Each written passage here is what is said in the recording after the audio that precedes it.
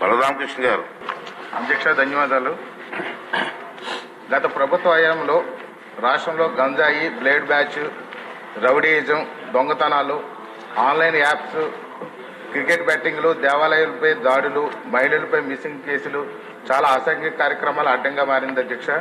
ముఖ్యంగా చూస్తే schools, colleges, యూనివర్సిటీతో సహా అన్ని చోట్ల గంజాయి అమ్మేవాళ్ళు ఉన్నారు.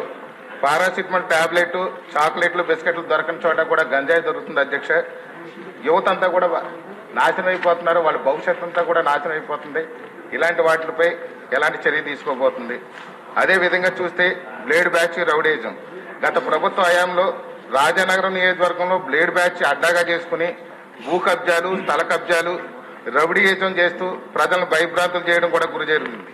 అదేవిధంగా మన ఉప ముఖ్యమంత్రి వర్యులు శ్రీ పవన్ కళ్యాణ్ గారు అక్కడ ఎన్నికల్లో ప్రచారంలో భాగంగా కోరుకొండ వచ్చినప్పుడు అక్కడికి మీటింగ్కి వచ్చిన వాళ్ళని 400 మంది బ్లేడ్ బ్యాచ్, ఈ గంజాయి టీం అందరూ కలిసి అక్కడికి వచ్చినటువంటి వాళ్ళందరినీ కూడా భయభ్రాంతులు కూడా చేయడం జరిగింది.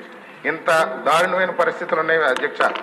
అదేవిధంగా చూస్తే ఈ మధ్య ఏళ్లలో బంగారం దొంగతనాలు, ఎలక్ట్రిసిటీ ట్రాన్స్ఫార్మర్స్ కూడా పొలాల్లో రైతుల మోటార్లు, లిఫ్ట్ ఇరిగేషన్ సంబంధించిన మోటార్లు కూడా దొంగతనాలు గురవుతున్నాయి అధ్యక్ష.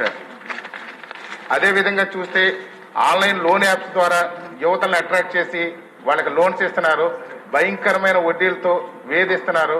కొంతమంది అయితే డబ్బులు కట్టలేక ఆ వేధింపులకు గురయ్యి ఆత్మహత్యలు కూడా పాల్పడుతున్నటువంటి పరిస్థితులు ఉన్నాయి అధ్యక్ష.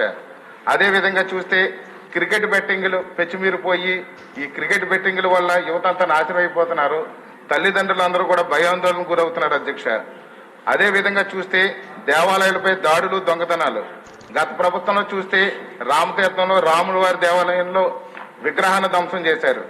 విజయవాడ కనకదుర్గమ్మ అమ్మవారి వెండి రథాలు దొంగతనం గురైనాయి. అంతర్వేది లక్ష్మీ నరసింహస్వామి రథం తగలబెట్టేశారు.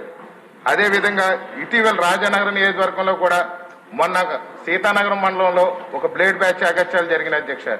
అదేవిధంగా మొన్న బొబ్బులెంకలో కూడా ఇదే విధంగా బ్లేడ్ బ్యాచ్ ఆగడాలు బాగా జరుగుతున్నాయి అధ్యక్ష.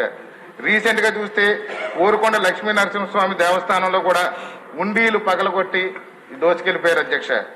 అదేవిధంగా గత ప్రభుత్వంలో వేలాది మంది అమ్మాయిలు మిస్సింగ్ అయ్యారు అధ్యక్ష. ఇప్పటికీ కూడా ఆచూకీ దొరకట్లేదు. ఇలాంటి నేరాలపై మన ప్రభుత్వం ఎలాంటి చర్యలు తీసుకోబోతుంది అనేది నా ప్రశ్న అధ్యక్ష. ధన్యవాదాలు.